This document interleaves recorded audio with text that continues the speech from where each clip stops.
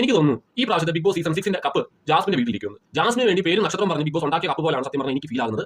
ജാസ്മിനോട് ലാലേട്ടനും big ബോസിലുള്ള ഒരു favouritism അഥവാ സംസാരത്തിൽ നിന്നും പ്രവൃത്തിയിൽ നിന്നും നമുക്ക് മനസ്സിലാകുന്നുണ്ട്. ജാസ്മിനെ അത്രമേൽ കെയർ ചെയ്താണ് ആ ഒരു ഷോയിൽ കൊണ്ടുപോയിക്കൊണ്ടിരിക്കുന്നത്.